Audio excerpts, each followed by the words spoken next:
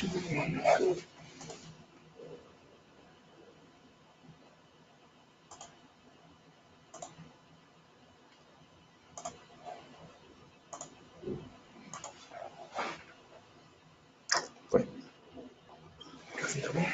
Sim.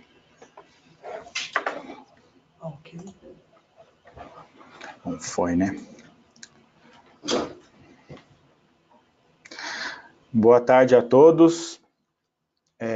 Vamos começar aqui mais um webinar da Nórdica.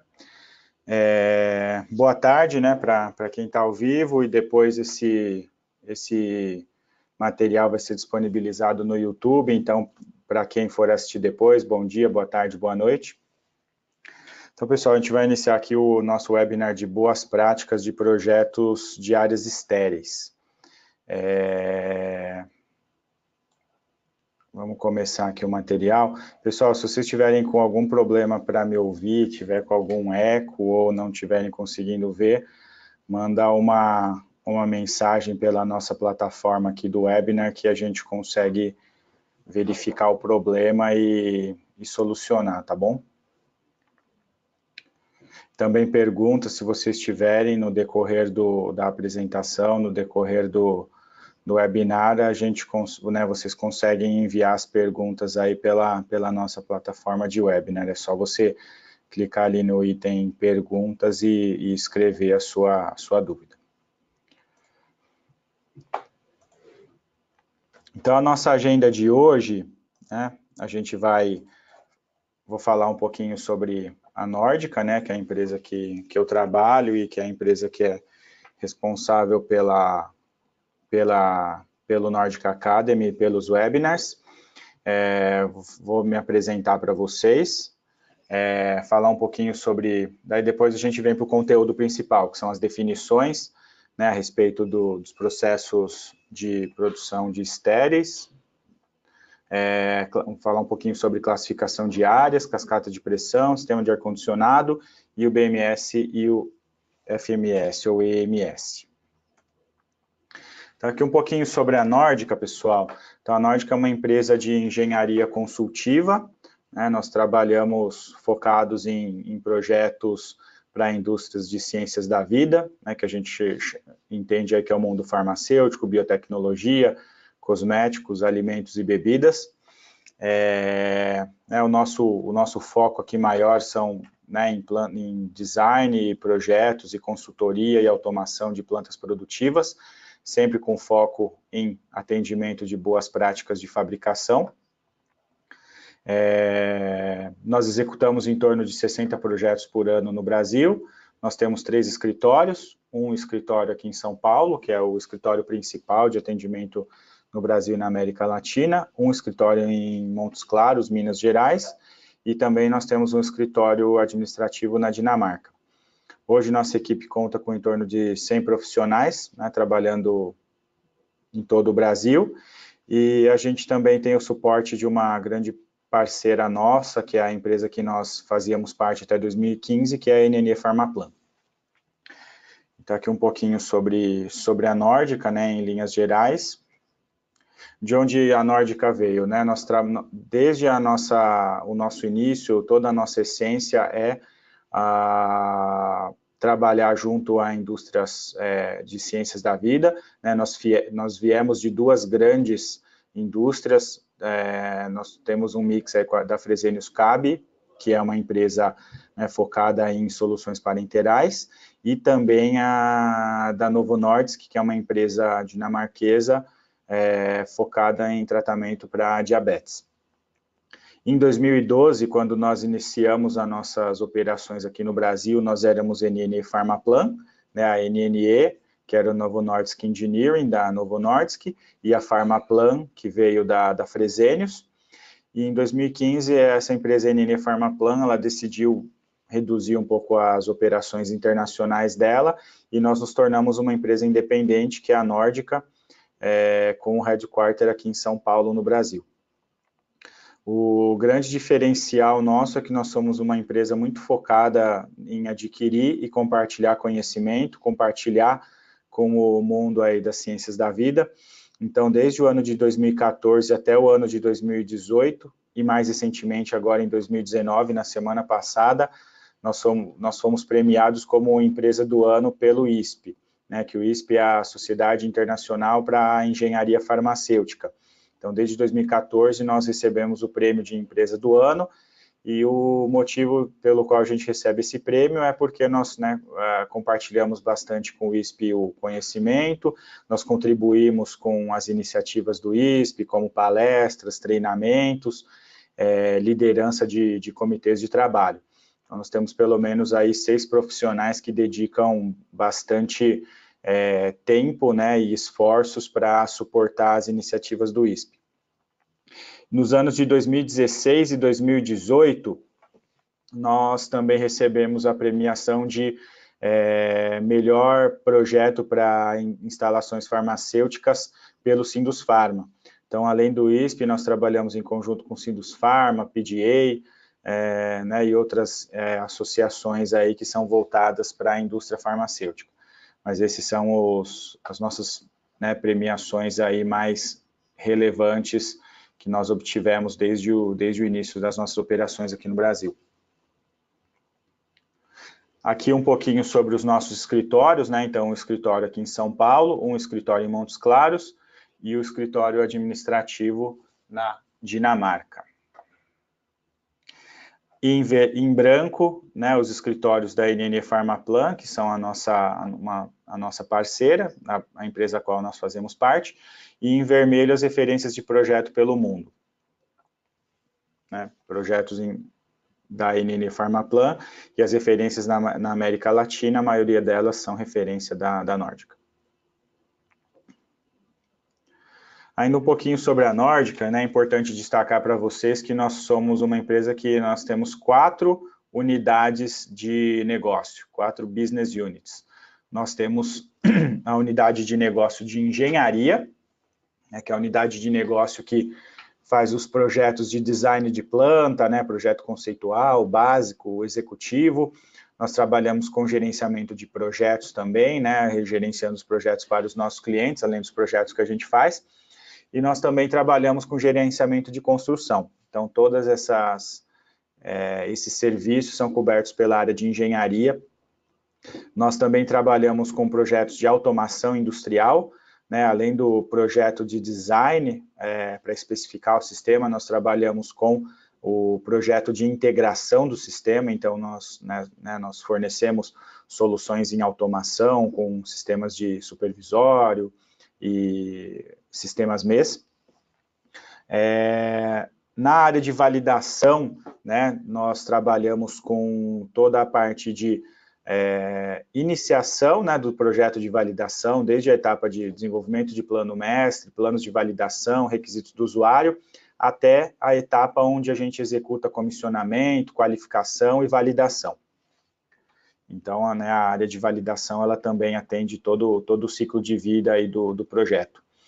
E nós temos a área de tecnologia avançada, que é uma área que nós representamos equipamentos, nós representamos alguns dos principais fornecedores de equipamentos no mundo para parte voltada à biotecnologia no momento.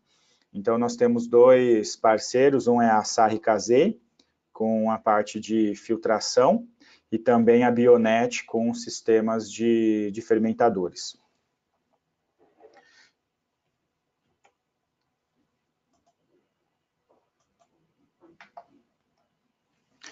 Agora um pouquinho sobre mim, né? Eu sou o Flávio Luiz Lisboa, eu trabalho aqui na Nórdica desde o início das operações, em 2012.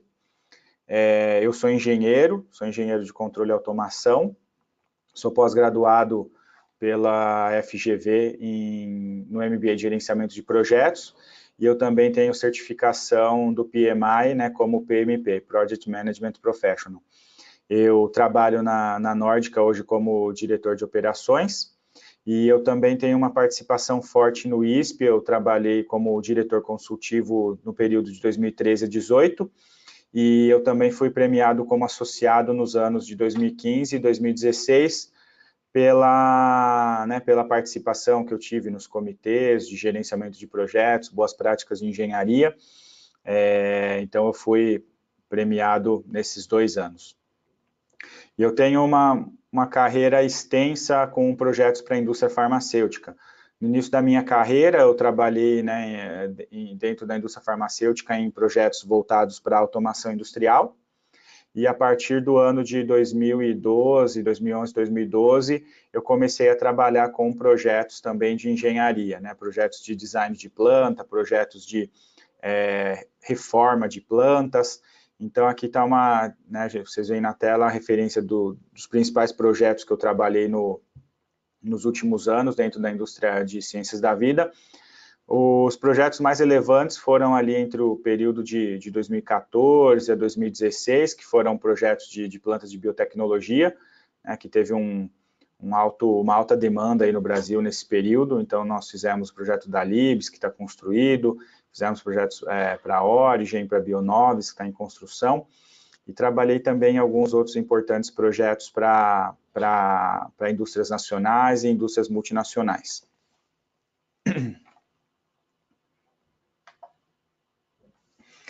Então, aqui um pouquinho, pessoal, né, sobre agora indo para o material principal do nosso treinamento, do nosso webinar, a referência, né? Então, toda a referência para o nosso webinar, ela vem do guia de Stereo Product Manufacturing Facilities do ISP, né? Terceira edição, é uma edição nova que saiu esse ano. Então, né, todo o nosso material, os conceitos, ele vem desse guia. É um guia muito interessante, porque é um guia, né, que ele é feito em conjunto com os associados do ISP, né, associados do ISP mundialmente, mas, né, na maioria dos associados que contribuem para o desenvolvimento dos guias são associados lá dos Estados Unidos. Então, são guias que são desenvolvidos pelos principais profissionais nos Estados Unidos, tanto na área industrial, né, das indústrias farmacêuticas, quanto profissionais da área de consultoria, e também em muitos guias existe a participação de profissionais do FDA. Então, ele é um guia que analisa os GMPs e define aí algumas soluções de como a gente deve implantar, como a gente deve fazer nos nossos projetos.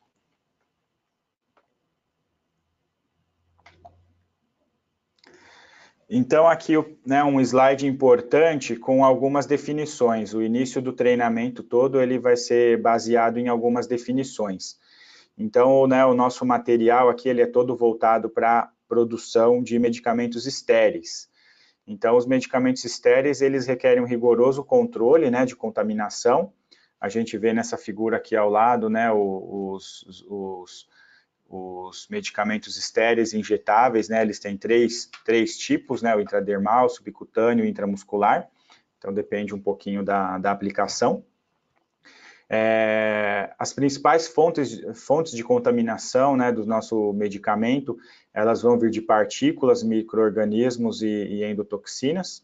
Então, todo o cuidado, né, que a gente toma, tanto na fase de design da planta, e na fase de operação da planta, né, em si, a gente toma muito cuidado com essas fontes aí de contaminação, para que elas não comprometam a qualidade do nosso produto.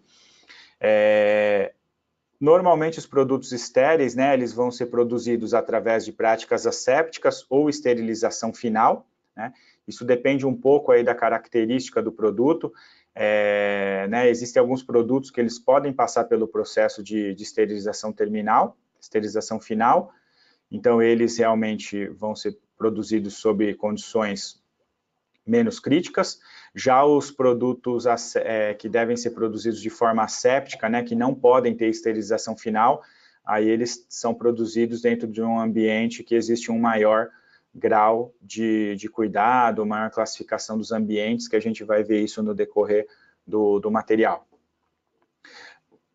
As agências regulatórias, elas recomendam, né, que os produtos possuam a esterilização final sempre que possível, né, então isso é uma recomendação das agências, então sempre que possível a gente vai fazer a esterilização final. e daí sim, onde não for possível fazer a esterilização final, sem causar danos ao produto, as práticas assépticas devem ser utilizadas. E além de produtos estéreis, né, produtos estéreis convencionais, a gente pode ter alguns produtos estéreis que são especiais, né, são produtos de alta potência, como oncológico, hormonal e sensibilizante. Então, a gente também tem alguns cuidados adicionais quando a gente tem produção desse tipo de produto estéril. E também aqui eu não mencionei, mas tem os biológicos, né? Os biológicos também, assim como as drogas de alta potência e sensibilizantes, eles requerem alguns cuidados aí que a gente vai ver no decorrer do material.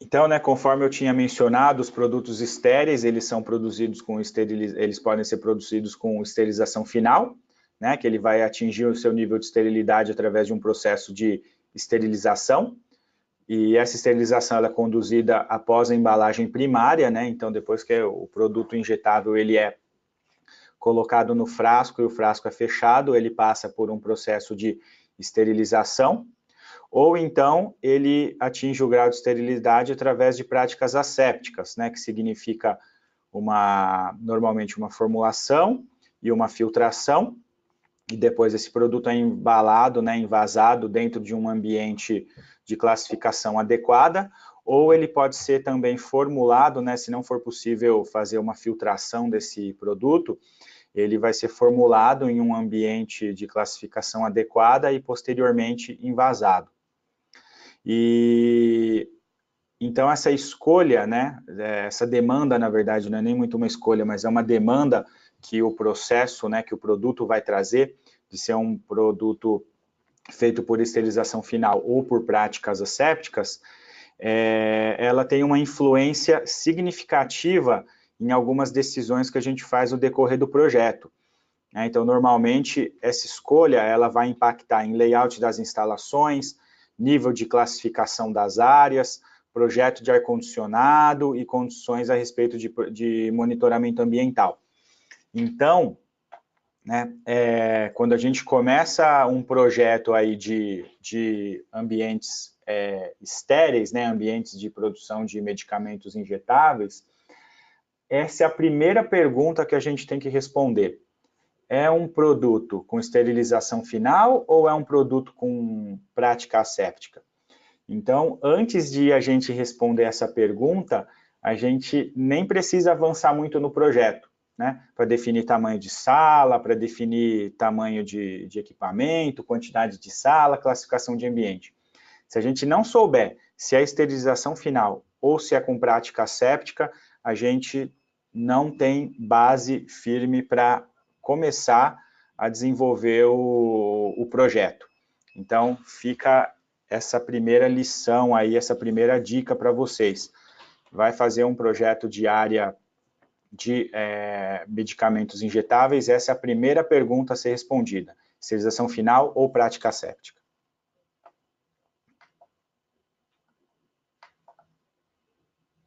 Uma vez definido se é esterilização terminal ou prática asséptica, tem um outro conceito que é muito importante para a gente aplicar na planta.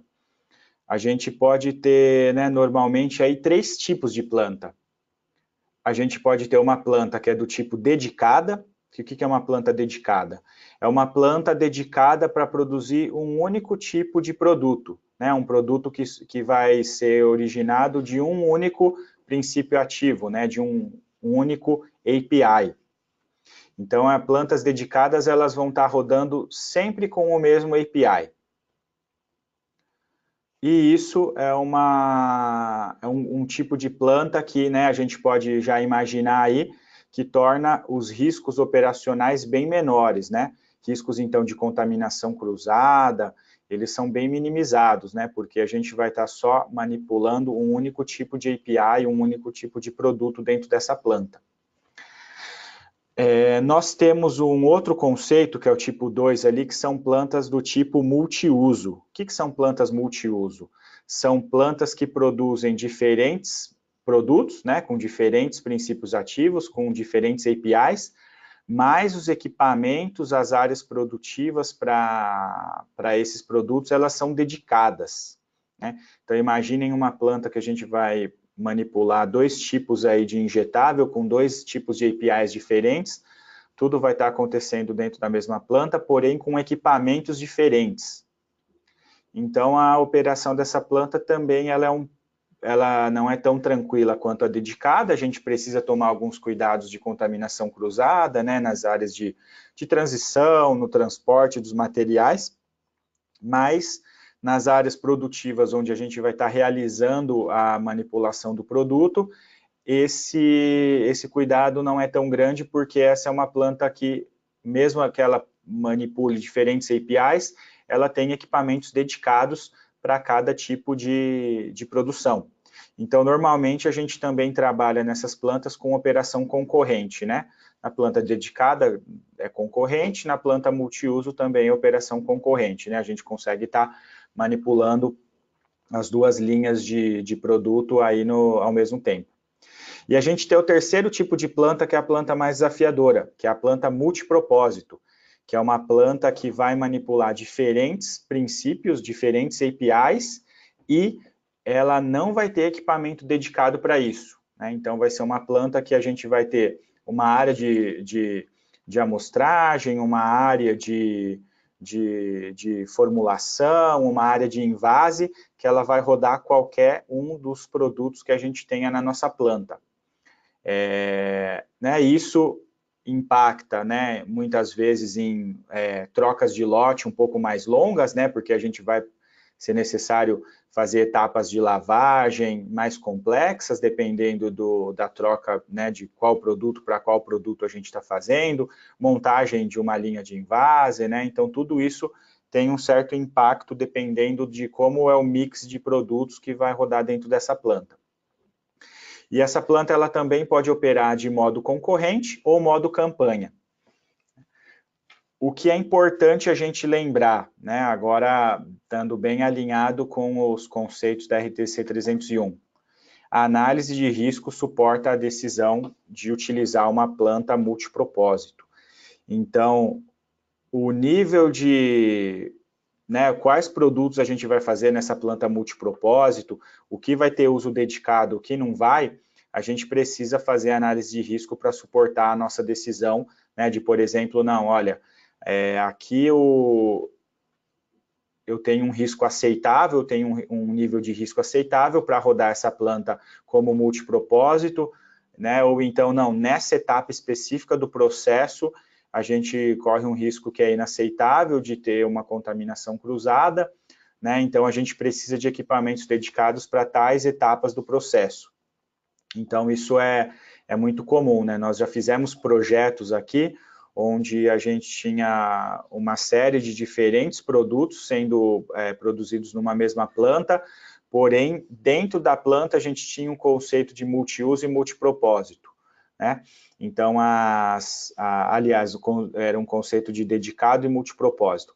As áreas de formulação eram dedicadas por nível de toxicidade do produto, e a área de invase ela era multipropósito, porque a gente adotou um conceito de uso de máquina com uso único, né, com single use, e a gente conseguia garantir que não ia ter contaminação cruzada de um lote de um produto para o outro. Então, nota que esse conceito aqui de dedicado, multiuso e multipropósito, ele pode ser para uma planta como um todo, ou ele pode ser para partes da nossa planta, né, para partes do nosso processo. A gente pode definir que uma etapa muito crítica do processo, ela vai ter equipamento dedicado, e as outras etapas, ela vai ter um conceito de multipropósito, tá joia? Mas o importante é a gente pensar nisso, a análise de risco para criar o racional para a nossa decisão, né? Ela não pode ser simplesmente uma escolha que nós fizemos e não ter um embasamento, né, para essa escolha, ok? Então, né, só recapitulando para a gente ir fechando o raciocínio. Analisado se o produto, né, vai ser esterilização final ou asséptico e qual é o tipo de planta que a gente vai utilizar, dedicado, multiuso, multipropósito ou um mix deles, a gente parte para as próximas definições. Tem uma pergunta aí, né, Lucas? Tem. Deixa eu ver aqui. O áudio está ótimo. Quem faria essa análise de risco? O cliente? Sim, Marco, normalmente é o cliente, tá? O cliente que deve fazer essa análise de risco, né? Porque ele é o dono do produto, o dono dos processos, e é claro que sempre o cliente ele pode contar com o apoio, né, de consultores para fazer essa análise de risco, né? Ele pode contratar um apoio para ele realizar essa análise de risco. Mas no final, o responsável final por ter feito ou não a análise de risco é o cliente final. Leandro Silva Pinto. Flávio, o FDA costuma aprovar planta multipropósito sem isolador se tivermos com análise de risco robusta? Sim, né? Porque o isolador, na verdade, ele é um equipamento que vai auxiliar a gente para minimizar a contaminação. Ele ajuda, claro, na contaminação cruzada, mas a principal função quando a gente usa um isolador é a gente minimizar a contaminação por partículas, né, pelo ambiente e principalmente contaminações que possam ser acarretadas pelo operador. O isolador ele ajuda a gente a diminuir significativamente as operações assépticas. A gente vai falar um pouquinho sobre o isolador. Produtos como vírus e bactérias podem estar numa planta multipropósito? Não, normalmente para esse tipo de planta a gente não recomenda planta multipropósito, né? Principalmente o mix entre vírus e bactéria é uma coisa muito crítica, a gente não recomenda. Claro que se você fizer a análise de risco e chegar à conclusão que é possível você conseguir controlar os riscos disso aí, ok. Mas normalmente a gente não recomenda, né? A gente já trabalhou inclusive em consultorias a respeito desse tema e a conclusão é que não era recomendável, né? Aí aqui, continuando com a pergunta do Frank, caso afirmativo, quais seriam as metodologias aplicáveis?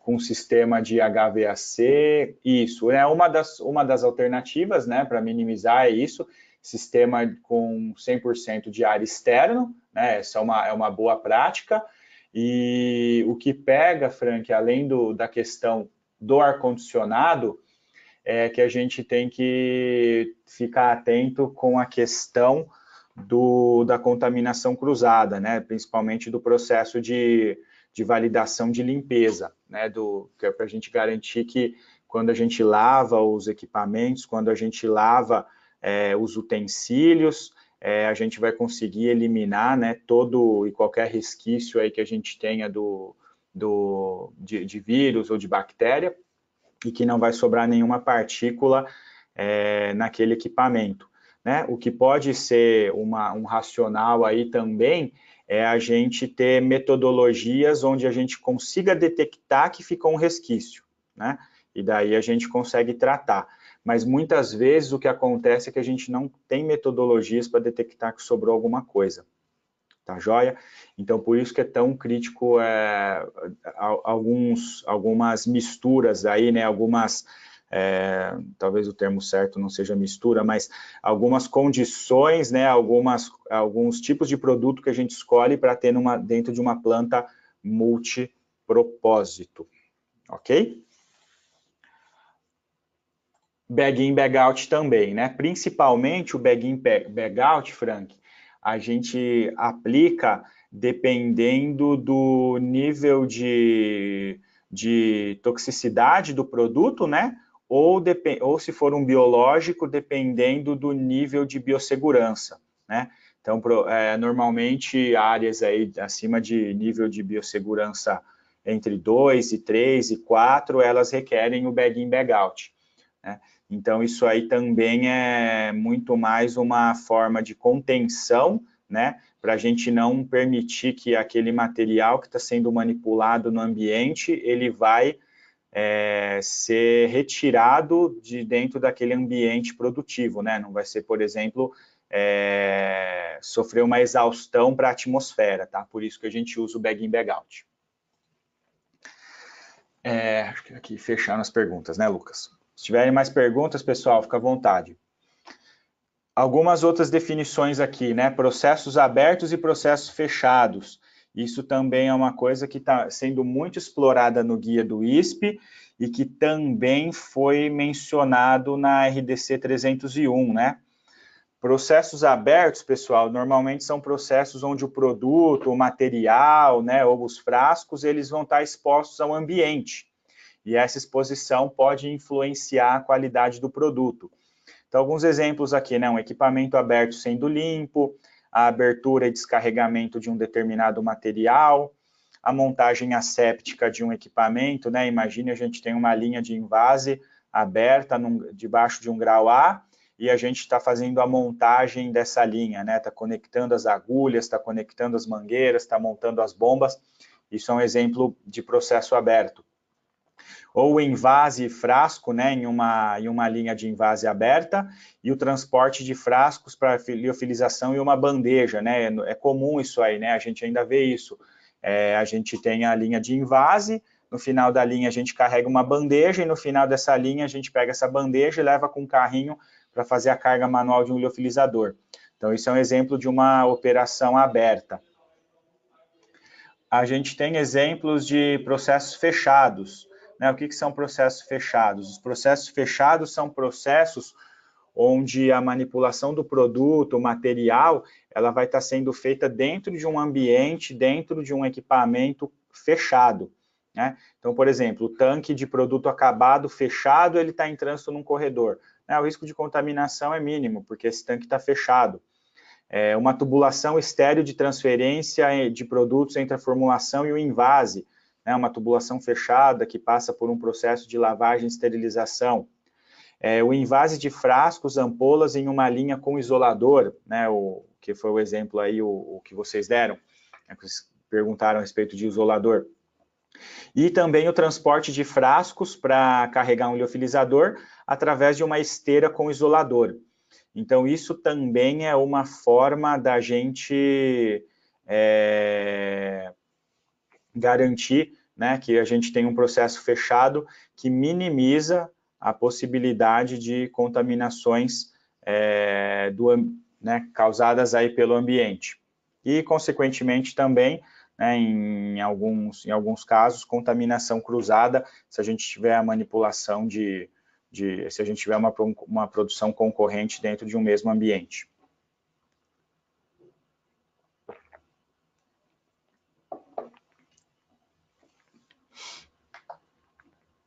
E aqui, novamente, né, pessoal, a análise de risco suporta a decisão de utilizar um processo aberto ou fechado. Então, a mesma coisa, se a gente opta por talvez usar um equipamento ou um processo, né, um pouco mais simplificado, aberto, a gente tem que fazer as análises de riscos para comprovar, né, para a gente validar quais riscos a gente vai ter seguindo uma linha, né, que é a linha de processo aberto, ou a linha de processo fechado.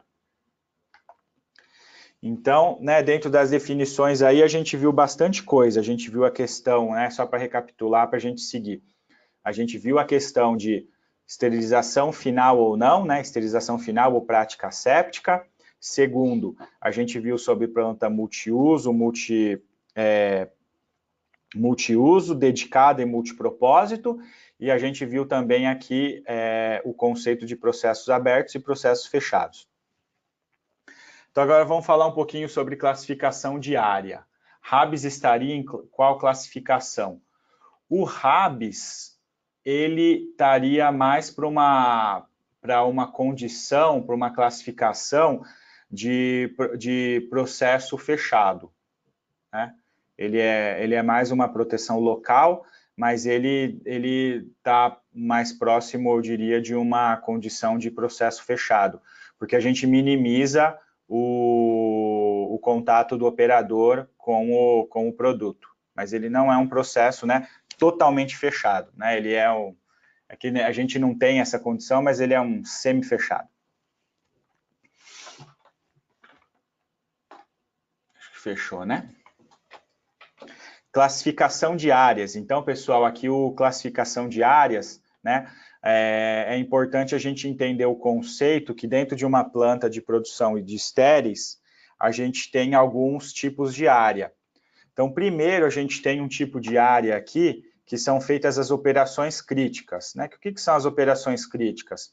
Normalmente, são as operações que vão ser conduzidas após os processos de esterilização e que o produto ainda vai estar exposto ao ambiente, né? Então, por exemplo, dentro de uma planta de produção de medicamentos da forma asséptica, ali o ponto de invase do frasco, né? O ponto de invase do frasco é uma área extremamente crítica dentro desse processo, né? Porque o produto já está estéril e ele está exposto ali ao ambiente. Depois, a gente tem as áreas que são áreas de suporte para as áreas críticas, né? Então, essas áreas de suporte, elas providenciam uma proteção, né? Como se fosse um envelope em torno das áreas críticas para minimizar o desafio das áreas críticas, né? Então, para a gente não partir de um ambiente totalmente descontrolado, totalmente sujo, para um ambiente totalmente limpo, onde é feito, por exemplo, um invase, a gente tem as áreas de suporte no entorno para a gente aumentar o grau de limpeza dos ambientes gradativamente. E nessas áreas é que são feitas operações que são consideradas críticas, não a ponto de serem tão críticas quanto, por exemplo, um ponto de invase, mas são operações críticas feitas antes dos processos de esterilização. Então, por exemplo, são operações de formulação e manipulação, né? A etapa de carga de equipamentos para fazerem os processos de esterilização, ou então a troca de roupa final dos operadores para eles terem acesso a essas áreas críticas. No entorno das áreas de suporte, a gente tem áreas de transição. O que são essas áreas de transição? São áreas onde a gente vai estar fazendo a transição do ambiente externo para o ambiente interno limpo. Então, são áreas onde normalmente a gente remove a embalagem dos materiais, onde as pessoas fazem a primeira troca de roupa, que elas tiram a roupa de rua, né? Ela deixa a roupa de rua e todos os adornos dentro de um vestiário. Então, essa é a função das áreas de transição. E a gente tem as áreas externas, né? Que são as áreas aí como rua, escritórios, restaurante. Então, né, quando a gente pensa aí dentro lá da nossa sala de invase até o ambiente externo, a rua, a gente passa por pelo menos 2 grandes conjuntos de zonas de transição, que é uma área de suporte limpo e uma área principal de transição entre o ambiente externo e a área limpa, tá?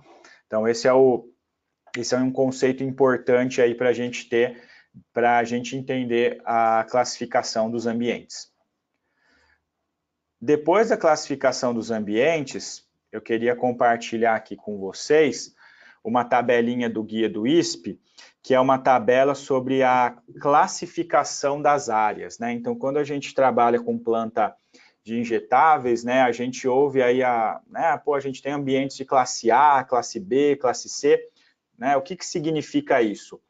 Os ambientes de classe A, né, eles são definidos aqui dentro do Guia do ISP, né? A gente tem o grau A do Guia do ISP, que ele é definido, né? Daí a gente tem uma harmonização aqui entre o que está definido no GMP americano, né? No FDA, e também no GMP europeu e com o PIX. Então, normalmente, né, o ambiente ele é definido em função da quantidade de partículas, né? Então, cada classificação de ambiente, para ter essa sigla A, B, C, D, ela é em função da quantidade de partículas, né, que são permitidas dentro desse ambiente, e também das UFCs, né, que são as unidades formadoras de colônia. Então, o ambiente ele é classificado dessa forma. Então, cada classe ela tem um limite, né? Então, quando a gente pensa aqui no grau A, né, ele tem ali, tanto para o GMP americano quanto para o GMP europeu e o PIX, né, ele tem ali para partículas de meia micra, ele tem um limite de 3.520 partículas em operação. E também no GMP europeu ele tem um limite ali de 20 partículas para partículas de 5 micras, né, por metro cúbico. E também a gente tem a condição da sala em repouso, né, a condição do ambiente em repouso, no GMP europeu e no PIX. No americano, eles só consideram a classificação do ambiente em operação. E o que a Anvisa está usando, né, o que a gente está usando devido à harmonização do PIX, é essa tabela aqui, né, para ambientes de classe A. Em operação e em repouso, a quantidade de partículas é a mesma. Para ambientes classe B, né, aqui estão os limites de partícula em operação e em repouso. Para ambientes classe C, ambientes classe D, e tem também aqui, né, que a gente em alguns casos utiliza, que é o ambiente CNC. Então, né, essa é a tabela de classificação dos ambientes como um todo. E essa é a função dela, dependendo da operação que a gente está fazendo, os GMPs, eles sugerem um tipo de classificação para um determinado ambiente, né? Então, a gente encontra essas recomendações, na verdade, né, não são nem recomendações, são exigências, né, dentro dos GMPs. Por exemplo, né, eles falam, para ambientes que você está fazendo o invase do produto após a esterilização, né, a filtração esterilizante dele, em casos assépticos, o invase tem que ser feito em um ambiente grau A, circundado por grau B. Isso está muito claro, tanto dentro lá do GMP europeu, quanto agora, né, já estava na RDC 17 e agora também na RDC 301. Então, a classificação do ambiente, ela é em função, digamos, aí da quantidade de partículas e de limpeza do ar, né? Porque grande parte das contaminações, elas vêm através das partículas, né? Então, um ambiente com menos partículas, a gente tem uma garantia maior de limpeza. E também tem, né, as unidades formadoras de colônia, que está ali nessa linha de baixo, que ela tem aqui os limites, né, para grau A menor que 1, para grau B até 10, para grau C 100 e para grau D 200.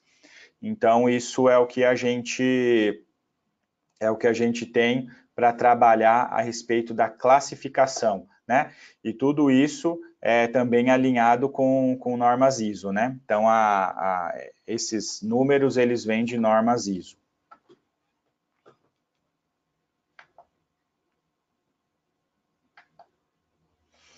Então, aqui, né, algumas sugestões do guia a respeito de como classificar os ambientes em função de processos abertos, né?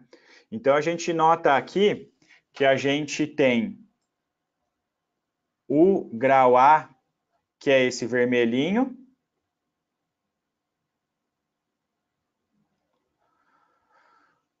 a gente tem esse laranjinha, que é a proteção local, né, que a gente vê aqui, em torno do RABS e aqui, e na formulação. A gente vê o grau B, que é o azul, o grau C, que é o verde, que é a maioria das operações, e o grau D, que está aqui no entorno, e a área não classificada, que está aqui né, nas áreas de acesso principal da planta. Frank, o pós-filtração estéril ou pós-esterilização? Frank, filtração estéril é quando a gente manipula o produto, né, num ambiente grau C e transfere ele para o invase, né, aí é uma filtração esterilizante. A esterilização terminal é pós o invase para produtos que não são produzidos em ambiente asséptico. Era referente a não ser somente em ambiente grau A, entorno B, tá? Quando a gente formula e faz essa filtração esterilizante, aí a gente precisa do grau A e com o entorno B. Se a gente for usar isolador, sim, daí o ambiente pode ser até grau D no entorno, né? Isso aí está descrito tanto no GMP europeu quanto na RDC 301, né? Quando a gente usa isolador, a gente pode fazer em até grau D. Então, nesse exemplo aqui, pessoal, né, a gente vê, vou passar aqui para alguns conceitos importantes. Então, a gente tem aqui uma máquina, uma linha de invase, né? Que ela está, nesse exemplo aqui, ele até colocou o Rabis. E como ele tem uma proteção local aqui no entorno desse Rabis, esse deve ser um Rabis aberto, que é um Rabis passivo, tá? Porque dentro dos Rabis a gente tem na verdade, dois tipos de Rabis, né? Que é o Rabis ativo e o Rabis passivo. Nesse exemplo aqui, ele usou um Rabis passivo, que é um Rabis que ele é basicamente uma proteção local, né, para o operador não abrir a porta e manusear o material dentro da máquina.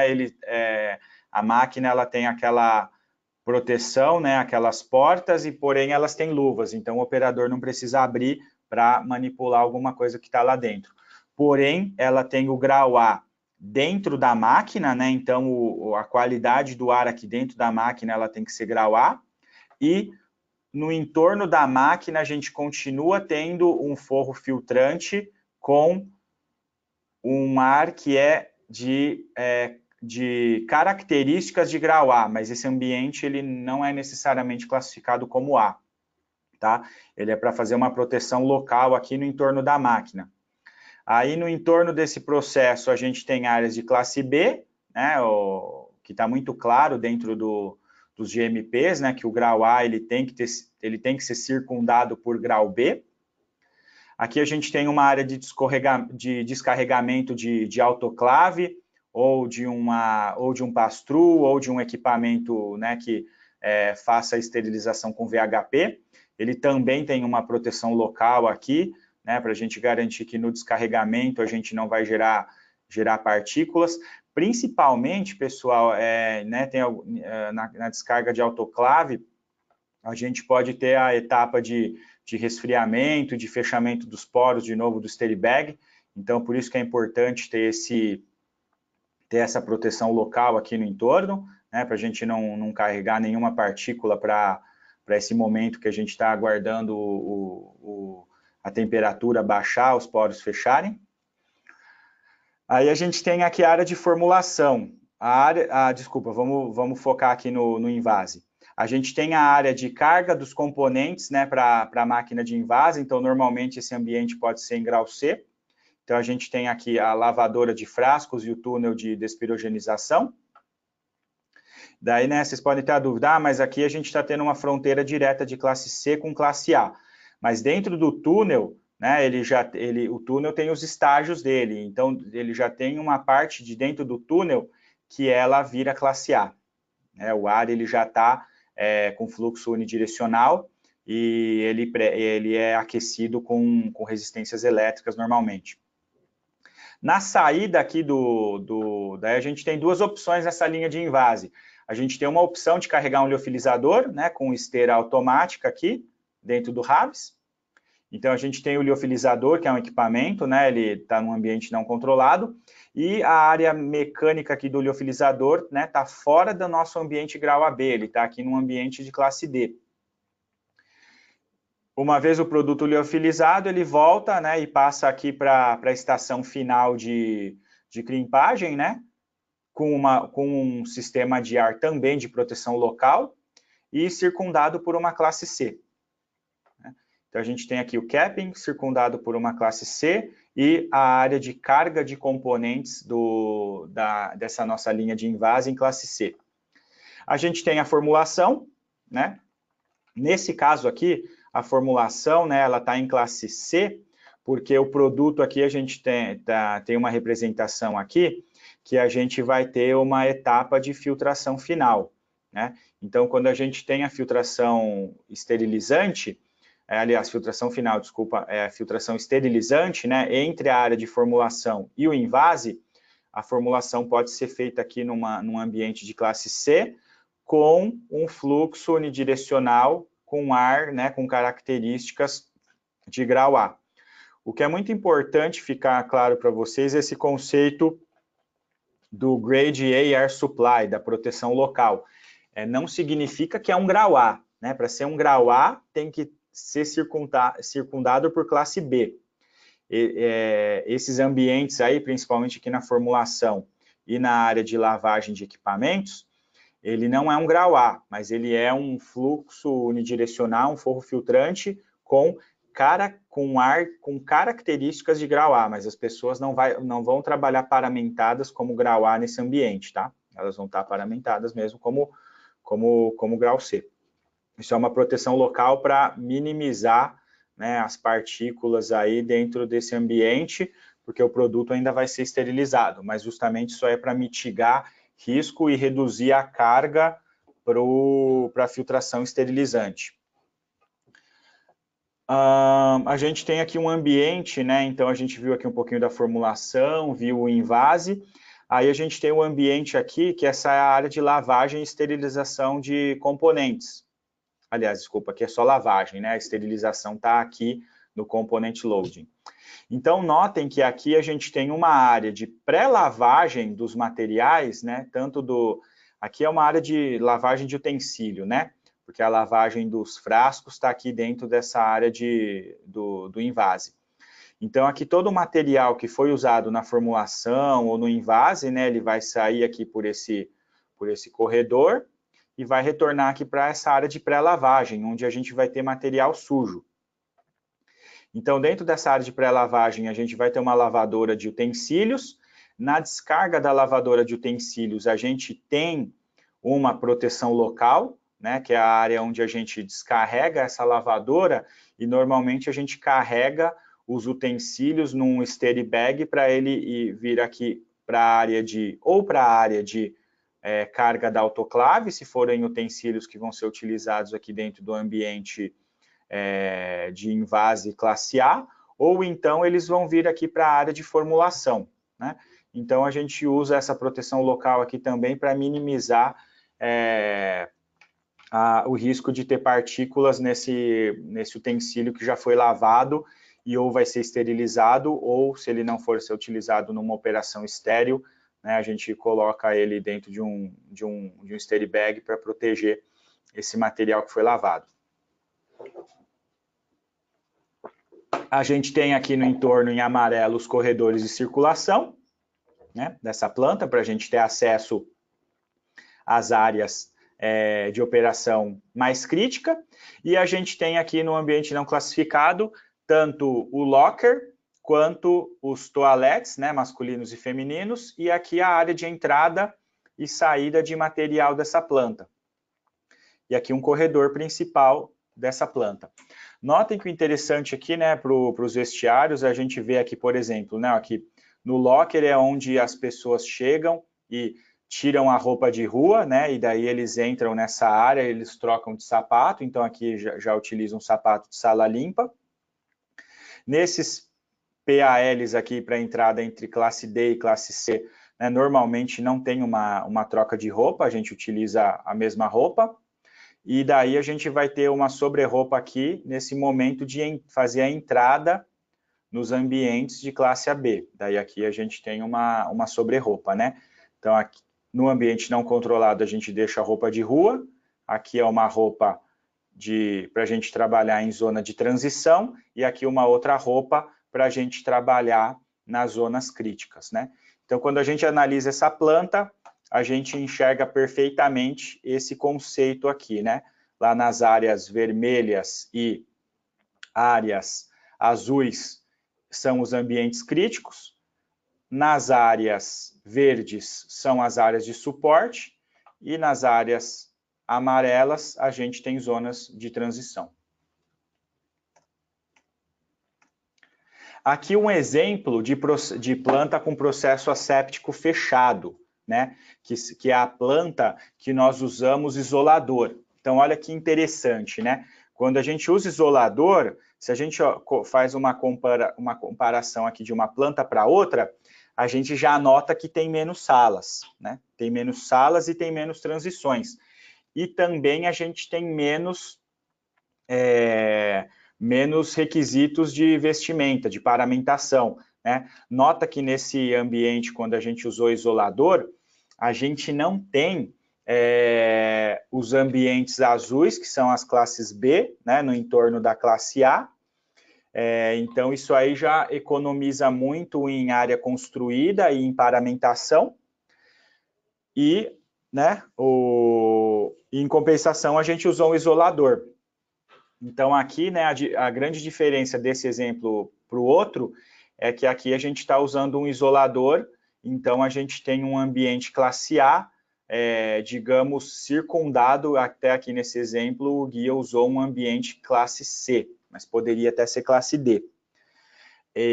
Por que, né? Então, qual que é a diferença do isolador e do RABS, pessoal? Esse é um item importante de eu esclarecer aqui. Não tem um slide específico para isso, mas eu vou explicar. O RABS, ele é um equipamento que ele vai receber o ar filtrado, né? Ele vai ter uma UTA, vai receber o ar filtrado e vai criar um ambiente de grau A lá dentro. Porém, ele não é um equipamento que tem um dispositivo para fazer a descontaminação, a esterilização do ar que vai estar lá dentro. Então, ele muitas vezes é um equipamento que ele vai ter portas, ele vai estar vai ter uma comunicação direta com a sala, então ele vai ter uma troca direta de ar com a sala. Então, por isso que o RABS, ele obrigatoriamente, seja um RABS ativo ou um RABS passivo, ele precisa estar circundado por um ambiente de classe B. Já um isolador, ele é um equipamento totalmente fechado. Então, quando a gente, né, como a gente trabalha com o isolador, ele é parecido com uma linha de invase convencional, porém a gente faz o changeover da máquina, faz o setup, aí a gente vai fechar esse isolador e vai rodar um ciclo de peróxido.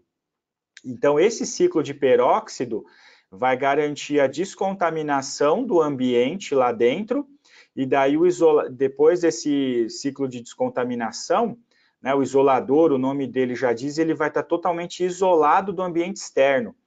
Então, não vai ter troca de ar com o ambiente que circunda ele, diferente do RABS, né? E daí vocês podem perguntar, e como que faz para carregar material dentro dele? Daí ele tem portas de transição e ele tem anticâmaras também. Então, vamos supor que a gente precisa carregar dentro desse isolador mais rolhas, né, para um frasco aí que vai ser liofilizado. A gente vai pegar o saco com as rolhas, vai colocar dentro de um pass-through do isolador, ele vai rodar um ciclo de descontaminação do pass-through, e daí a gente vai abrir esse pass-through para o lado da câmara principal do isolador. Então, daí a gente vai abrir esse frasco e carregar o cesto de rolhas, né? Então, em linhas gerais, é assim que funciona. Então, essa é a grande diferença entre o RABS e o isolador. O RABS, ele não tem ciclo de descontaminação e ele tem uma troca de ar com a sala que está no entorno, por isso que a sala tem que ser classe B.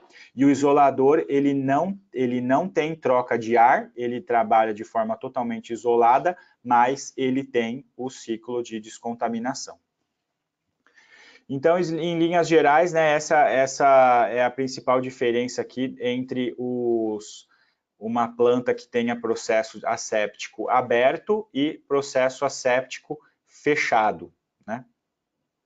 A gente nota aí que a gente não, né, a principal diferença é que a gente não precisou do grau A, do grau B, desculpem, no entorno. Os outros conceitos se mantiveram, né? A gente teve aqui tem o ambiente não controlado, que são os vestiários e a área de entrada de material.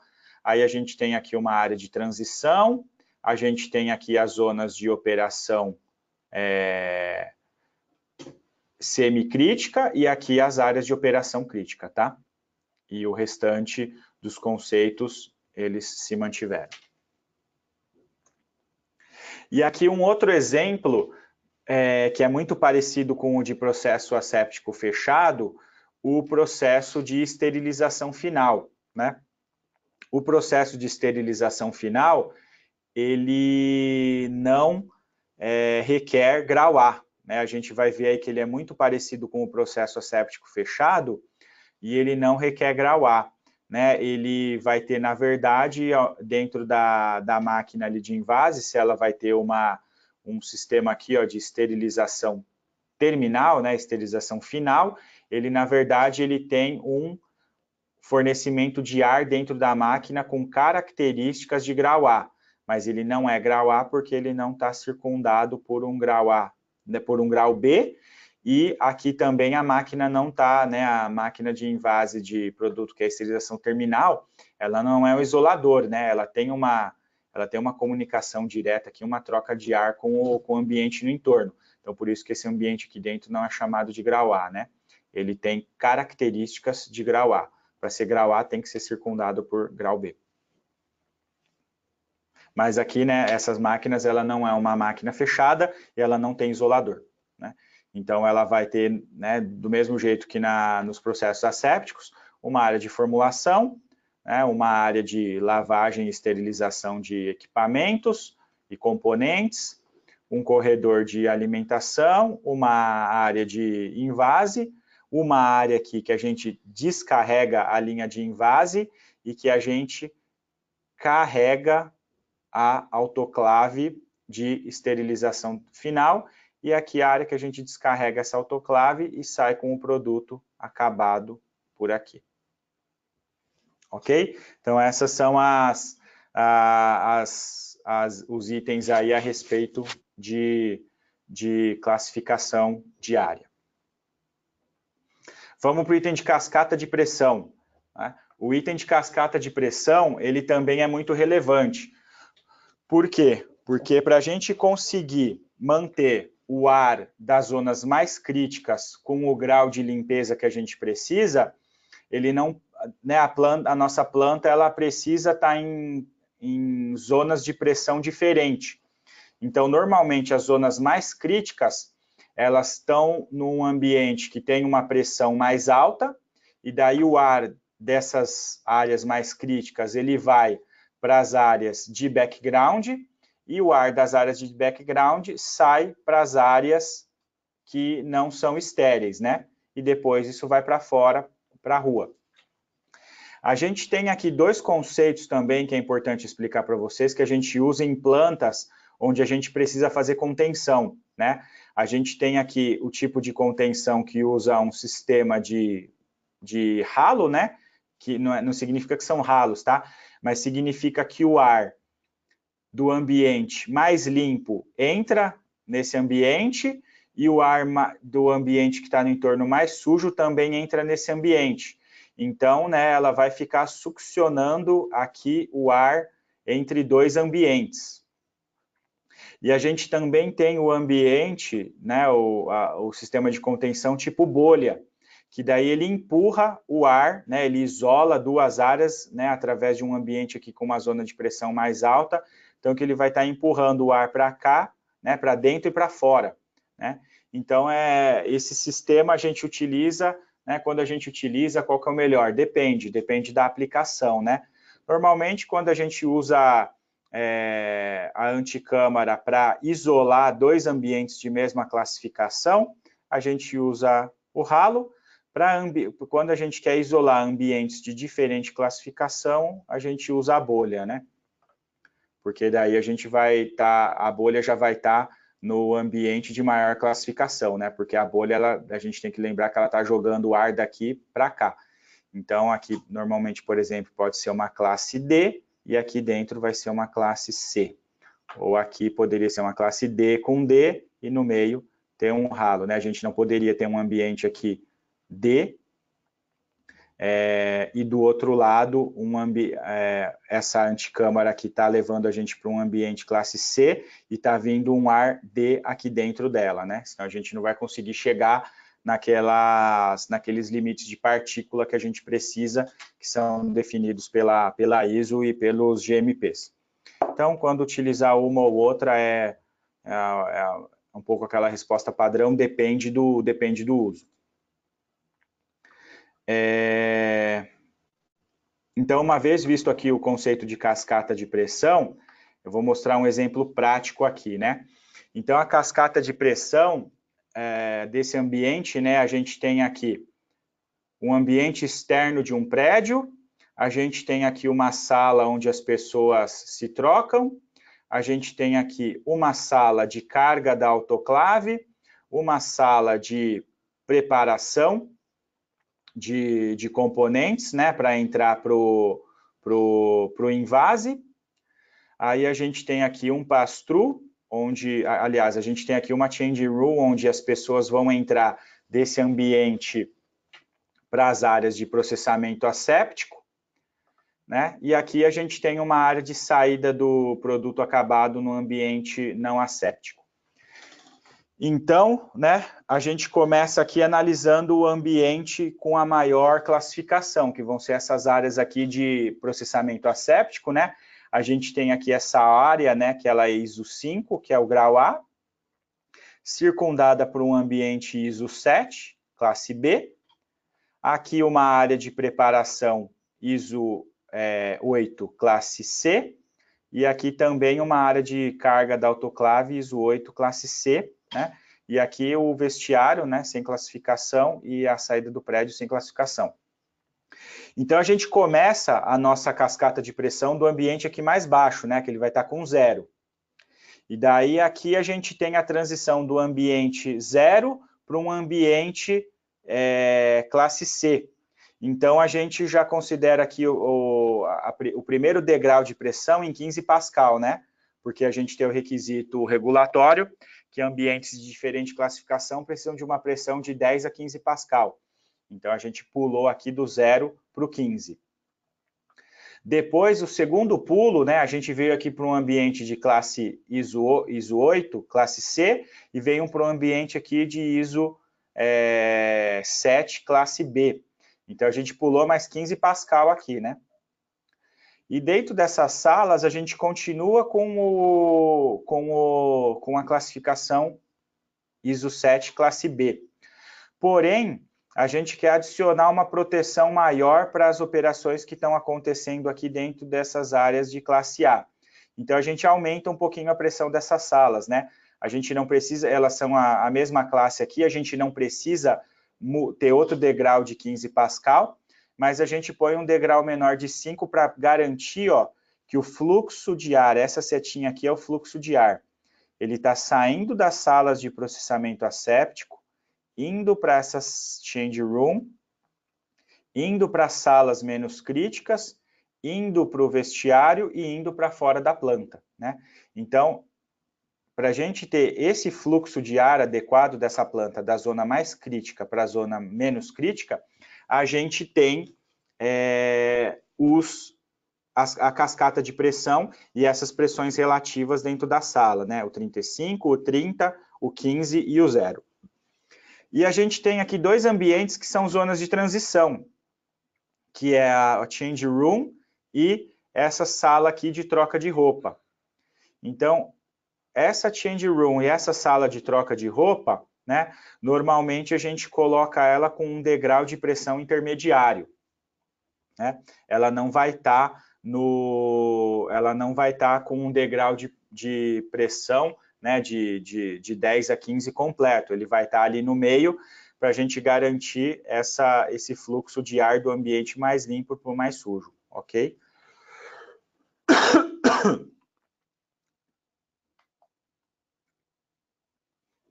Um pouquinho sobre sistemas de ar-condicionado, né? Então, a gente viu os conceitos, viu as classificações de ambiente, viu a cascata de pressão.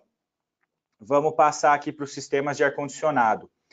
Então, dentro do ambiente, para a gente conseguir tanto a contagem de partícula adequada, quanto a cascata de pressão adequada, a gente precisa de sistemas de ar-condicionado adequados para essas salas produtivas, né? Então, normalmente, um sistema de ar-condicionado, ele é composto por tratamento de ar externo, né? Uma máquina que vai fazer ali filtragem inicial, dampers, né? Que normalmente é esse sistema aqui, né? É um sistema que vai captar o ar do ambiente e vai fazer um pré-tratamento, né?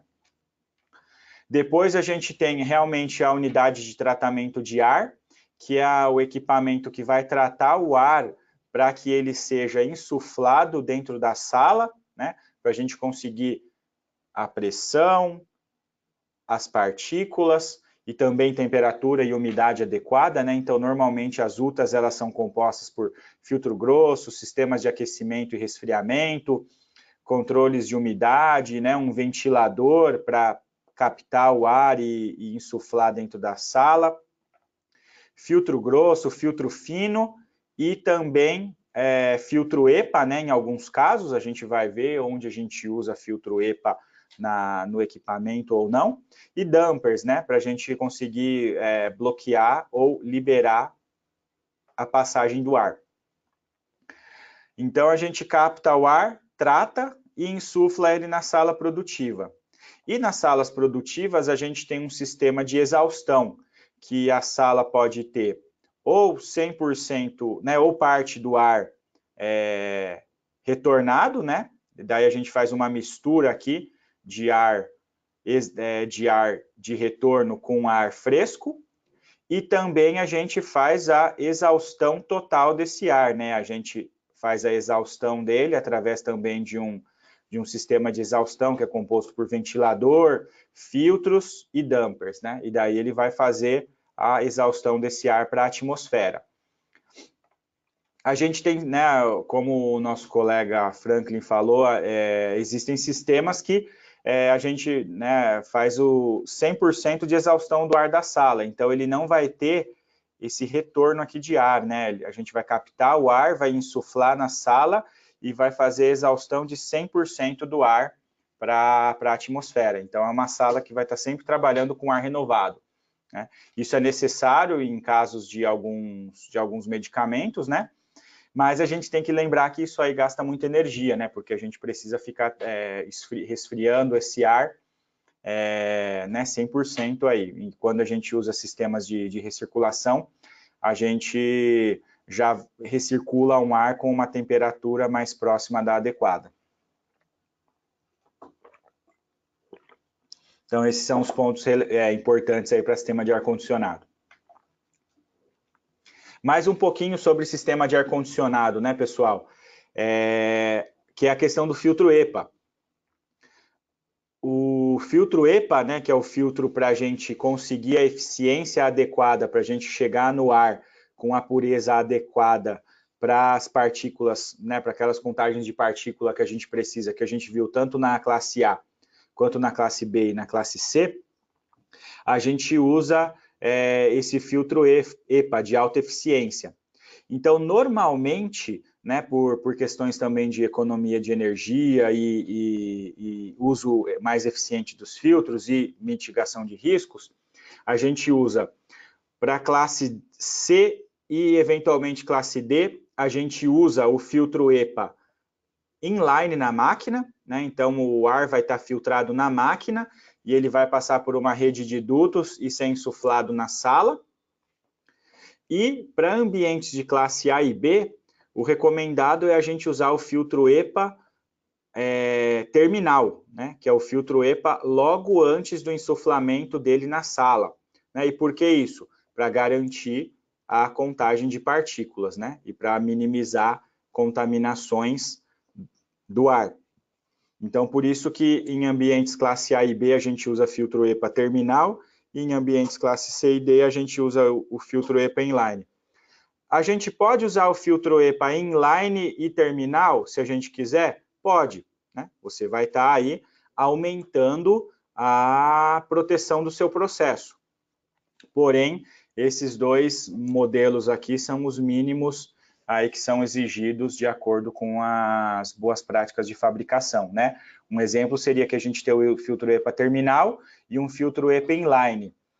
Por que isso é interessante? Porque daí a gente minimiza os riscos de ter problemas com esse filtro EPA terminal, né? Dele furar, dele ter algum vazamento. Então, a gente coloca a maior carga do tratamento do ar no filtro EPA aqui inline. Então, esse é o motivo. O que a gente tem que lembrar é que isso aí é uma definição importantíssima para a gente definir, né, o tamanho da UTA, para a gente definir o tamanho do ventilador, né? Se a gente quiser só filtro EPA terminal, o sistema vai ter uma perda de carga. Se a gente tiver um filtro EPA terminal e inline, o sistema vai ter outra perda de carga, né? Então, o ventilador, a dimensão dele vai ser diferente.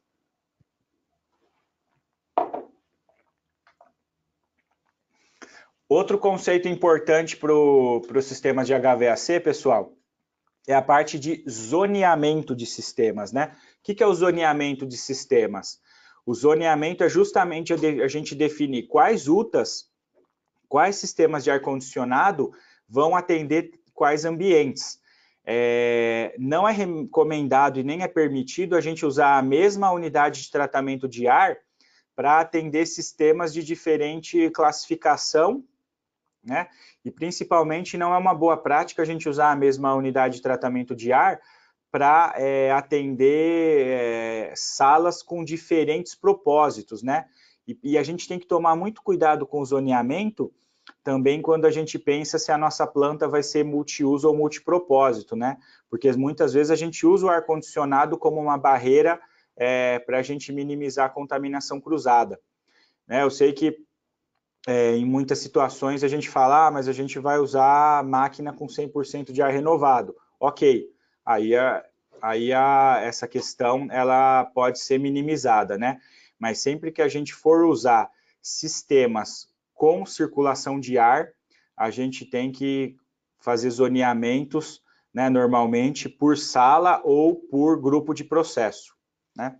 Então aqui nesse exemplo, essa área verde aqui é coberta pela unidade de tratamento de ar 1, essa zona roxa é coberta pela unidade de tratamento de ar 2, a zona, essa azul ciano, a UTA 3, a laranja, a UTA 4 e essa verdinha clara aqui, a UTA 5, né?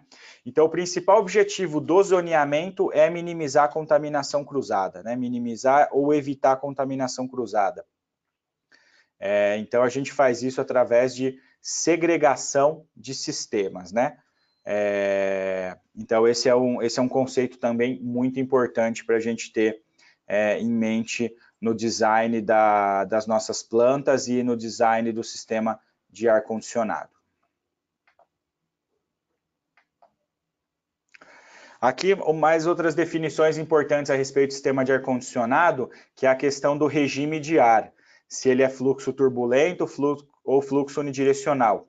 No exemplo A, né, que é esse primeiro aqui, com um filtro terminal e retorno baixo, a gente vai estar usando esse modelo em classes normalmente C e B, né, que são classes que a gente precisa do filtro terminal e do retorno baixo para a gente garantir que todos os ambientes, né, o ar vai passar por todos esses ambientes e levar as partículas. O exemplo B, com filtro terminal, né, e fluxo unidirecional, é o que a gente usa em classe A. E o exemplo C, né, com um filtro aqui terminal e o retorno alto, é o que às vezes a gente utiliza em classe D. Normalmente a gente prefere usar retorno baixo, né? Mas os requisitos de classe D eles são menos críticos, então a gente pode ter o retorno alto. Mas no geral, a maior recomendação é a gente ter retorno baixo sempre. E aqui, né, nesse diagrama, a gente tem o ar retornando para a UTA. E aqui nesse caso, né, para vocês não ficarem na dúvida, o exemplo, né, que a gente utilizou foi optado por usar o filtro terminal também em classe C e D.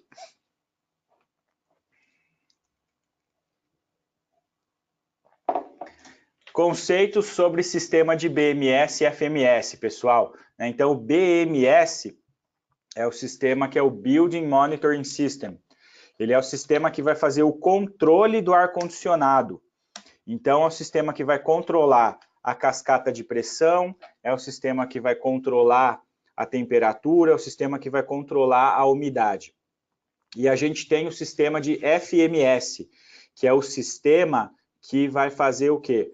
O Facility Monitoring System. Ele simplesmente monitora as variáveis para a gente anexá-las nos nossos relatórios de liberação de lote para comprovar que o ambiente estava controlado. Então, aqui um conceito importante. Quando a gente fala da cascata de pressão, que uma sala está com 60 pascal, 40 pascal, 20 pascal, a gente está falando de pressão relativa, né? Que é a pressão daquela sala em relação ao ambiente externo. Então, quando a gente fala que uma sala tem que ter uma pressão diferencial de 10 a 15 pascal de uma sala para outra, o nome já está dizendo, é pressão diferencial. É a pressão diferencial entre duas salas, né? Então, a pressão diferencial, ela é mantida através do controle da pressão relativa da sala. Então, no nosso sistema de ar-condicionado, né, o conceito adequado é a gente controlar a pressão de cada sala, a pressão relativa, e daí, consequentemente, a gente vai manter a pressão diferencial em 10 a 15.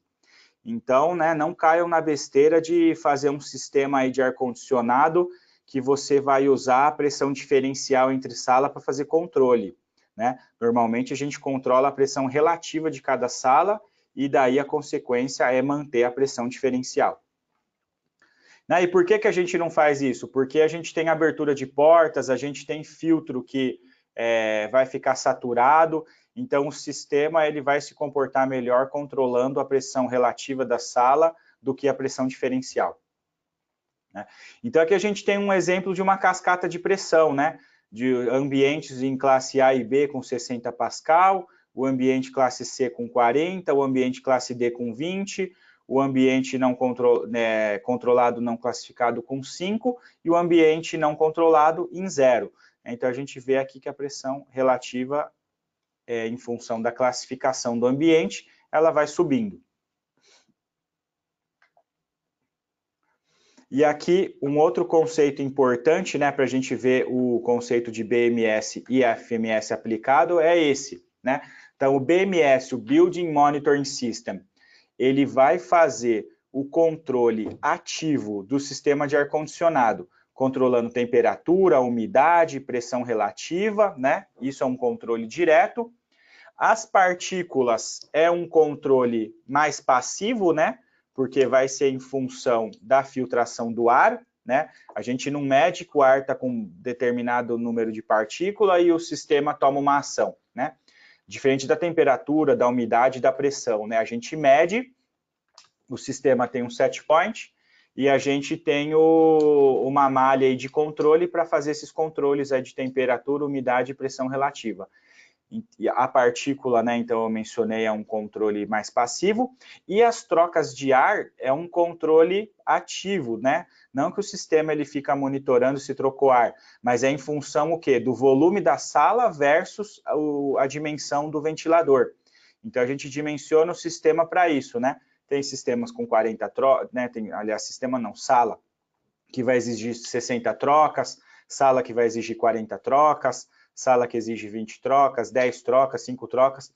Então, o número de trocas de ar também depende da classificação do ambiente, tá? Então, o nosso sistema de BMS, ele vai estar atuando nesse nível aqui, né? Nos equipamentos de ar-condicionado, tanto na exaustão quanto no retorno. E o nosso sistema de FMS, ele vai estar monitorando o que acontece dentro da sala.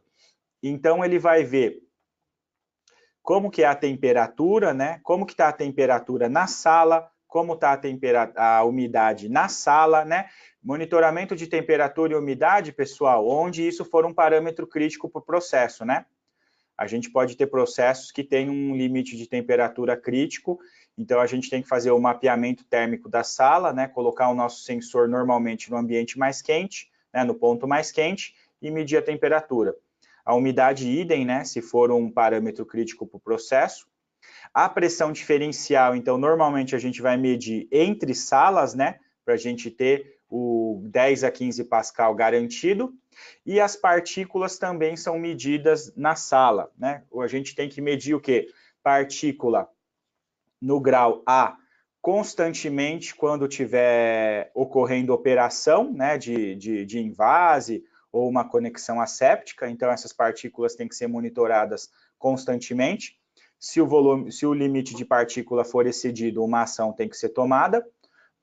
A gente mede também, periodicamente, partícula no ambiente classe B e partículas no ambiente classe C com uma menor periodicidade, né? Não precisa ser contínuo enquanto estiver ocorrendo operação. Né? Então, essas são as principais diferenças aí entre o sistema BMS, que é o de controle ativo, e o FMS, que é o sistema de monitoramento, que é o que vai gerar dados para a gente fazer liberação de lote, né, mostrando que o ambiente estava sob controle. Esse seu gráfico é oriundo de alguma referência bibliográfica? Não, Franklin, esse aqui eu fiz com base, né, nos conceitos que a gente viu, né? De pressão relativa, não significa que o ambiente classe B normalmente tem que ter 60 Pascal, a classe C 40, a classe D 20, tá? Ele aqui foi uma sugestão que eu dei. Mas se a gente for pensar, né, que para você chegar num ambiente classe A e B, a gente vai ter normalmente as salas aí em ambiente classe B, numa pressão de no mínimo 30 a 40 Pascal, né? Porque a gente vai precisar daquela zona de proteção no meio dela, igual a gente viu nesse exemplo aqui, né? Isso aqui esse modelo seria o mínimo aí, né? Que a gente precisa para garantir o atendimento aí dos diferenciais de 10 a 15 Pascal, tá?